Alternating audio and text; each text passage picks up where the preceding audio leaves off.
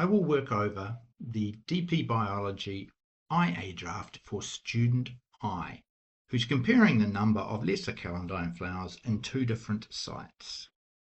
The first thing, and I see this all the way through, is make sure you get the name of your species right. If you don't, that's not a good look. Now, when I look at the wording, how do they change? This does not, to me, suggest you're comparing two sites. So I think you need to just work on the wording a little bit there. Change what? Tell us what. Probably something like per quadrat. The quadrat probably has a size. So make sure you add some details to this. I would start this whole lot here as a second sentence. All the way through, the name needs to be fixed. Use find and replace. I think it's Control F, Control R after that, depending on what you're using. Fix it properly all the way through.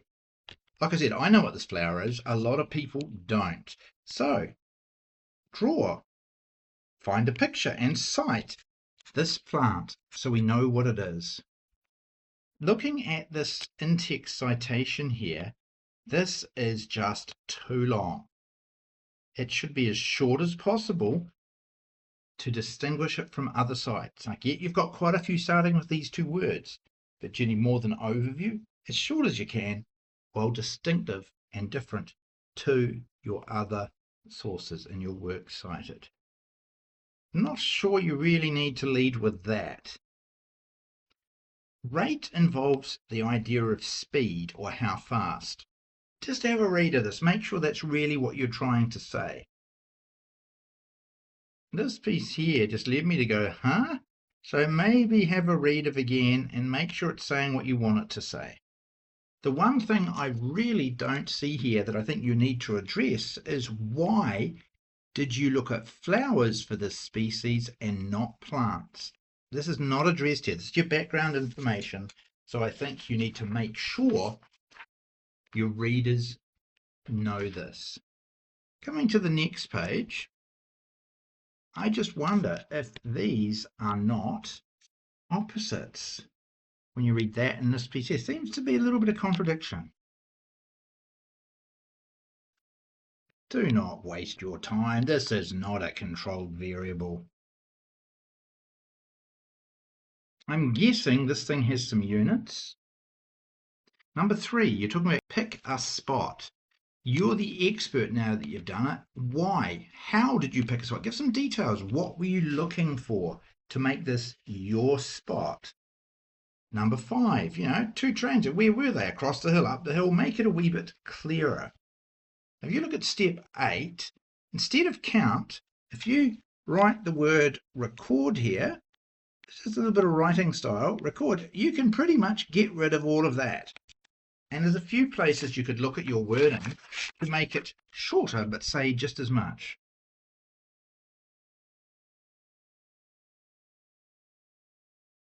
You didn't dig it in, you pushed the thing in.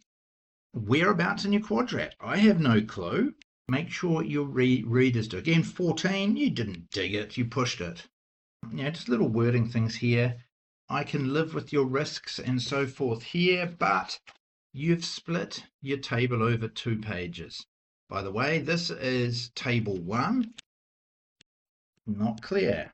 And more than just variables, a good title, which means this becomes table 2. Makes it much easier when you refer to it in the text and a few more words to make sure it's very clear.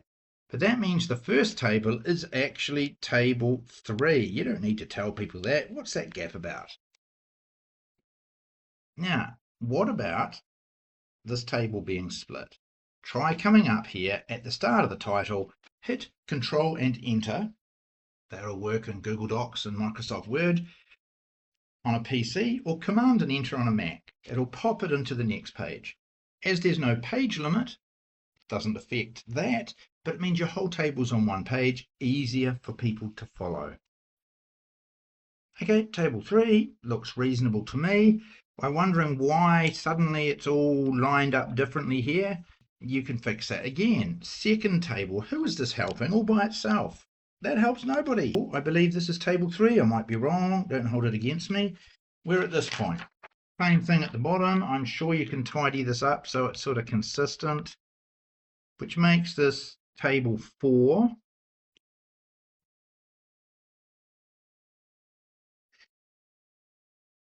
Now, why are you repeating these words? You don't know. No. You already have told us what this is. I would suggest it should be like that. Bring woodland down here, grasslands here, well, just here.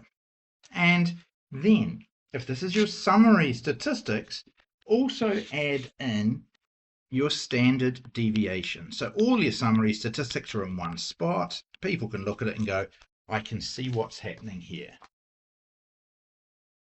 I look at this and think maybe this is graph 1. I don't know, it could be 1 and 2, 1 A and B, you choose, but make it clearer. Why do you need that and this one? Fix the one at the top that's with your graph here. You can make your graphs bigger in the same boxes and help your readers read them. And why do you need up to 40?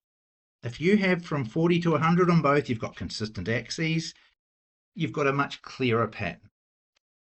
That just annoys me. Why do we need this? Yeah, if all the other text is not. And here we go again. You've hit enter a few times, I'm guessing, and then had it right till something else happened, so your title was on the same page as the graph. Get rid of all of those. Click here, Control or Command and Enter, so everything is together. Now, if this is graph 1 A and B or graph 1 and 2, whatever you want to do, you want to then do the same here. Consistency. Coming down here, if you're going to have at the beginning and on the same page a good title, this one here, you probably do need to start at 0 looking at them. Good, I like that. Analyses, again, don't need these lines. Remember the format for scientific names. Get it right. We then move on to the next, graphs. And again, I like it, formatted well. You've compared these two habitats lots of times. You need to have statistics for these 3 comparisons. Because, I mean, I look at them. The error bars are overlapping all over. Possibly no differences, but you need to do some t-tests or other suitable tests to check, is there a difference between the areas that you're comparing, especially because this is your research question. Your research question is comparing those 2 areas. You've drawn graphs. Now do the statistics. So after you've done your t-test here and you know if there's differences, we're coming down to look at possible reasons. You need to be consistent. However you numbered these, continue numbering your graphs as you come down. Answer. Oh, please. Well, come on. Tell us what it really is. I believe it's Spearman's, fix this title. This here, put it in your own words, make the font bigger, which reminds me, really, this is the size of the image. This is the size of the box. Make them bigger, fit them in, please, so your readers can read them. It is quite hard. All the way through, you're doing this again, lots on different pages. This is something for you to fix. And then we get to your conclusion. Start off at the beginning of this. Your t-test, was there a statistically discernible difference? 95% level, between your 2 areas that you compared. Start with that. Then talk about your graphs here. Did they show trends? And by the look of it, they didn't. So they're not contributing reasons for the trend you saw or even didn't see. When I look at this, no external citations, I'm confused. I think you really mean image taken by author, but whatever you make it clearer so that we can follow it, please. Up here, make sure you're referring to your statistical tests as evidence. Now, so the roadmap I'd say is start with the t-tests, the differences in the area, show the correlations, and then talk about it. The last piece you need to work on here is there are 2 strands in a conclusion. The first one, the pattern you found out, any statistics backing it up, commenting on the quality of your data, etc. Overlap of error bars, but not in this case. The second strand, which you really need to have, or you're halving your marks, the second strand is a comparison to published sources for the results of your investigation. Don't have to be people that agree with what you found out. They could disagree. It could be similar species, similar habitats, mechanisms for why it might or might not have happened, why you might have found it or not found it. So you need to make sure you've got your comparison to cited information to get your full mark for conclusion.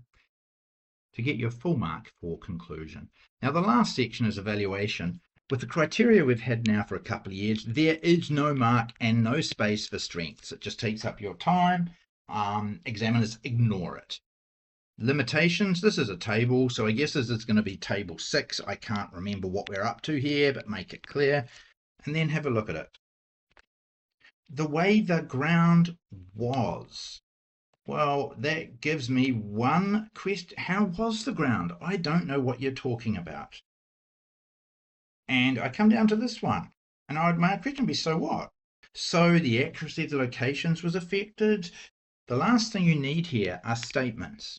Just a quick paragraph telling us which one of these was the most significant and why, which one was the least significant, because to get to the 5-6 band for the first strand of this criteria, you've got to talk about the relative significance. So which one of these was the most significant? Which is the least? Put them in order, tell us why, so you can potentially get to that top strand.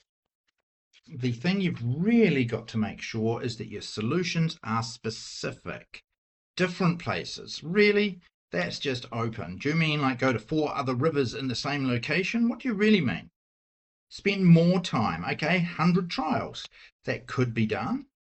Okay, get flags harder, just waffle. Make sure your solutions are detailed. Now you're talking about this here and going, whoa, here's a problem. Add it to your limitations table. I'm not sure what this is. And again, if this is a problem, add it to your limitations table. Because when I look at it and say, oh, here's another problem, put it all together and organize it well. When I look at this, now this is not what we call it. Our school uses MLA, so this is called works cited. Make sure you use the proper name. When I come down here, there's just a whole lot like this that I don't know what's going on. They should be starting in here. They should be format hanging. That first line's in there, then the rest of the lines in here. So a lot of this needs to be organized better. And put a blank line between each one. There's no page limit. Communicate it well so that people can understand it. I do like those access dates. A lot of people forget that. And in your case, all this needs fixing up as well. But in your case, this was a separate file. Make sure you combine them to a file before you submit your final IA.